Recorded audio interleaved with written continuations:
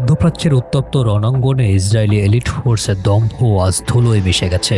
নেতানিয়াহুর অহংকারী সামরিক শক্তি এখন ইতিহাসের সবচেয়ে রক্তক্ষয়ী বিপর্যয়ের মুখোমুখি। শেখ নাঈম কাসেম বৈরুতে মাটি থেকে এক ভয়ঙ্কর খতিয়ান তুলে ধরেছেন।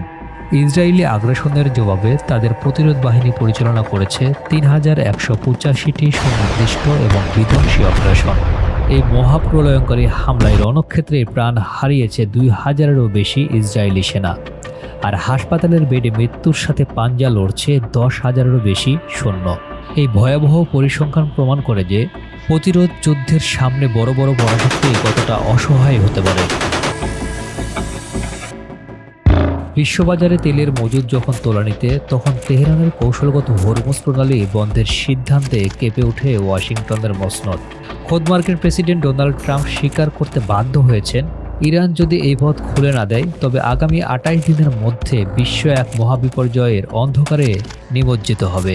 নিজেদের অস্তিত্ব বাঁচাতে হোয়াইট হাউসকে শেষ পর্যন্ত ইরানের প্রতিটি শর্ত মাথা পেতে মেনে নিতে হয়েছে।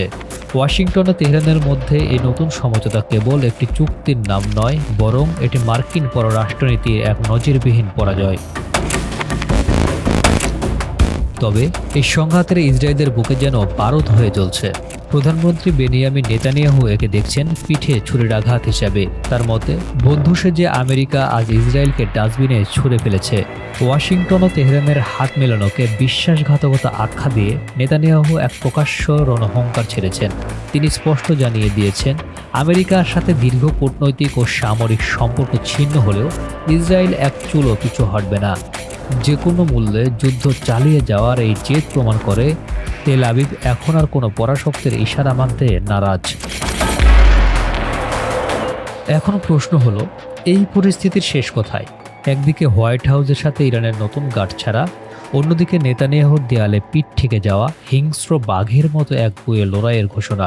এই দুই মেরুর সংঘর্ষ মধ্যপ্রাচ্যকে এক চরম অনিশ্চিত ভবিষ্যতের দিকে ঠেলে দিচ্ছে।